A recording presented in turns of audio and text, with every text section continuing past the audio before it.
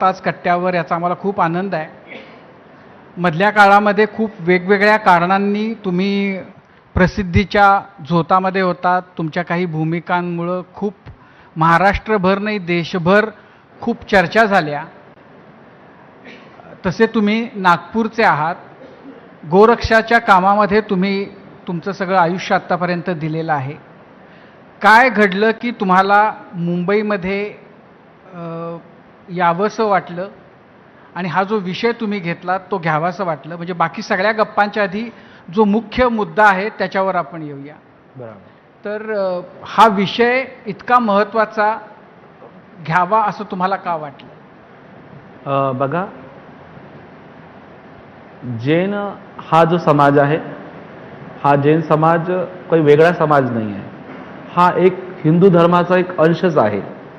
त्याच्यामुळे आणि जैन धर्मामध्ये चींटीपासून मुंगीपासून हत्तीला मारणं महापाप आहे. परंतु हा जैन समाज आज मोदींच्या विचारामुळे, योगीजींच्या विचारामध्ये कसं की जैन धर्म राष्ट्र आणि धर्म,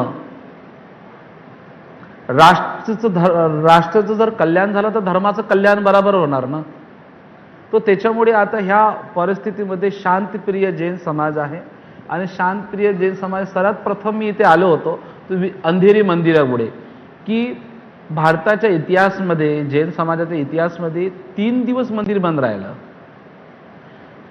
त्याच काळात आणि त्याचाच 2 महिन्यानंतर अजून विलेपार्ल्याचं जैन मंदिर ते बुलडोझरने तोडल्या गेलं. तिसरा घात ते जैन मंदिरांची हतनी.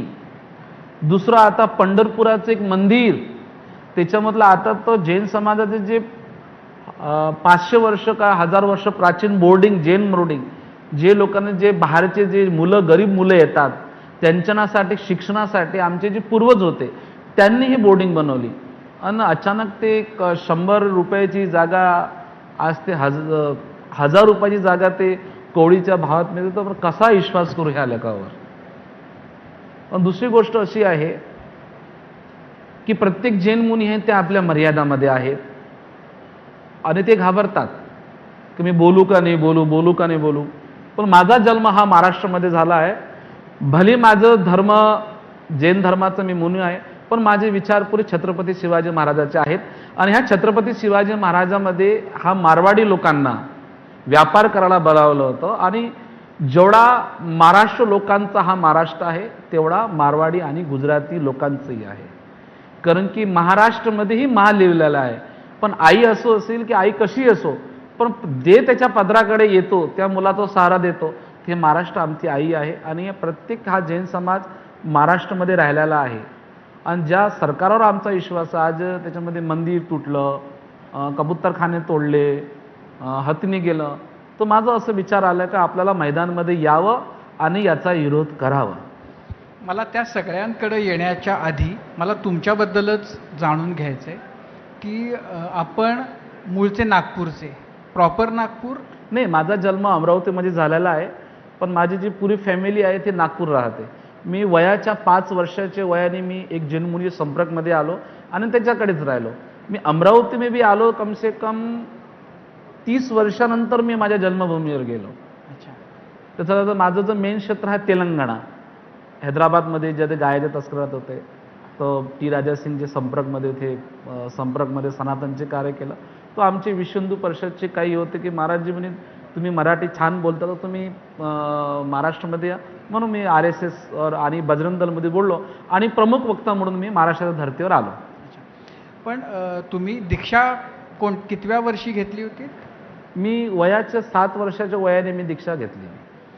मग त्यानंतर तुम्ही कुठं कुठं राहिलात? राजस्थान. मी माझी मराठी भाषा पण भुललो होतो, पण काही जे भिवंडीत राहणारे आहेत ते लोक राजस्थानला येतात तुम्हाला मराठी येतं म्हणजे मराठी मी कंटिन्यू बोलत राहिलो. कारण की मराठी लोक मराठी बोलतात ना भिवंडीमध्ये, तर ते मी मराठी बोललो. मग जसं जसं वापस महाराष्ट्रामध्ये आलो तर मी फक्त एकाच चतुर्मासमध्ये आलो, पण ह्या कबुतरामुळे अजून मला येतं थांबा लागलं. पण असं आहे की कबुतरांच्यामुळं म्हणजे कबुतरांचा विषय हा जैन समाजासाठी फार तो त्यांच्या जिव्हाळ्याचा आहे असं दिसतंय.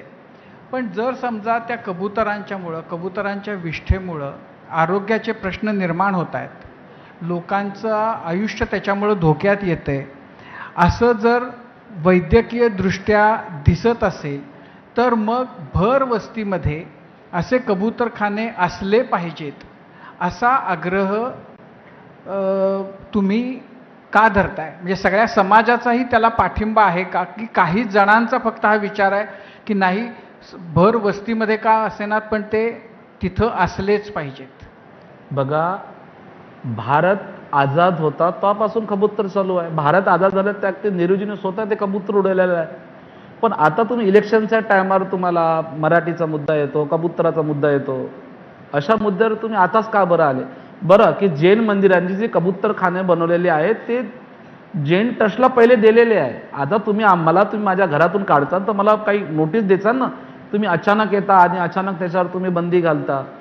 बरोबर. दुसरी गोष्ट अशी आहे की मी या ठाम आहे की याच्यावर ITI बसवले का तुम्ही? देवेंद्र फडणवीस मुख्यमंत्री साहेबांना 10 वेळा म्हटलं की याच्या जनताला तुम्ही सांगा ना, हा कबुतरामध्ये मराठी आणि मारवाडीचा विवाद तुम्ही करा, याचा मुद्दा अजून तुम्ही का बरं काढला नाही?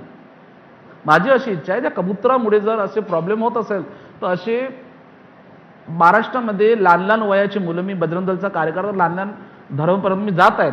अरे मी ते 5-5 वर्षाची मुलं ते काय ते पंक्चर जोडतात ना, त्याचा नशा करतात. किती आंदोलन केले आम्ही. ड्रग्स, गांजा, अफीम आपल्या महाराष्ट्रामध्ये तर पुष्कळ येत आहे. MPचं बॉर्डर माझं अमरावती आहे. तुरंत 18-18 वर्ष मुलं, त्याच्यावर तुम्ही बंदी नाही. दारूमुळे किती लोक मेले, त्याच्यावर तुमची बंदी नाही आहे. पण जर कबुतरामुळे जर आरोग्याला धोका आहे तो जनताच्या समोर तुम्ही आणा ना त्याला.